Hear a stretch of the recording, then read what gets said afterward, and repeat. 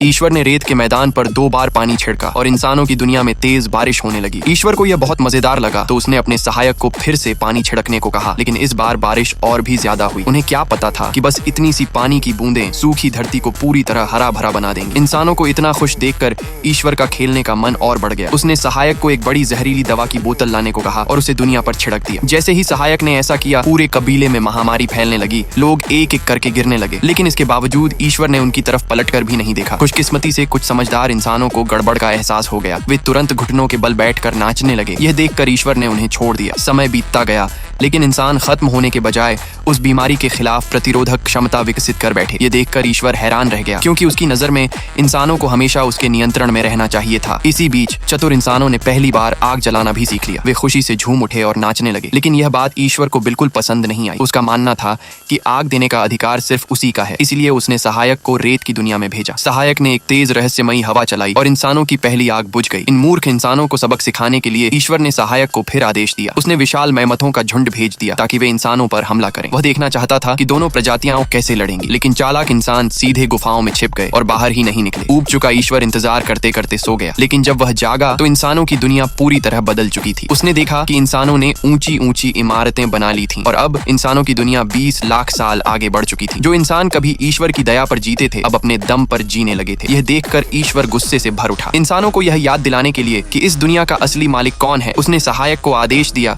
कि शहर की सबसे ऊंची वर्ल्ड ट्रेड बिल्डिंग को आग लगा दे। यह सुनकर सहायक भी घबरा गया, लेकिन ईश्वर के डर से उसे आदेश मानना पड़ा। उसने माचिस जलाई और उसे इमारत की ओर फेंक दिया। जलती हुई इमारत को देखकर भी ईश्वर संतुष्ट नहीं हुआ। उसने आग की तरफ जोर से फूंक मारी और आग और भी भड़क उठी। यह देखकर ईश्वर खुश हो गया और इंसानों का मजाक उड़ाते हुए आग तापने लगा। इस बीच इंसान इमारत की छत पर इकट्ठा हो गए थे। जान बचाने के लिए वे ईश्वर से प्रार्थना करने लगे। ये देखकर सहायक बोला, अगर अभी लंबी बारिश हो जाए तो इंसान हमेशा तुम्हारे आभारी रहेंगे। लेकिन ईश्वर अभी सोच ही रहा था कि तभी इंसानों की फायर ब्रिगेड पहुंच गई। उन्होंने तुरंत आग बुझानी शुरू कर दी। यह देखकर ईश्वर का गुस्सा और बढ़ गया, क्योंकि उसके अनुसार पूरी दुनिया उसी ने बनाई थी और कौन जिएगा या मरेगा यह फैसला भी वही करेगा। क्रोधित होकर ईश्वर ने सहायक को एक भयंकर बवंडर भेजने का आदेश दिया। जैसे ही बवंडर आया, छत पर खड़े बचे हुए लोग हवा में उड़ गए। बवंडर की भयानक ताकत से इमारत की आग तो बुझ गई, लेकिन उसकी कीमत अनगिनत इंसानी जिंदगियों ने चुकाई। सेकंड पार्ट के लिए लाइक, सब्सक्राइब और फॉलो करो।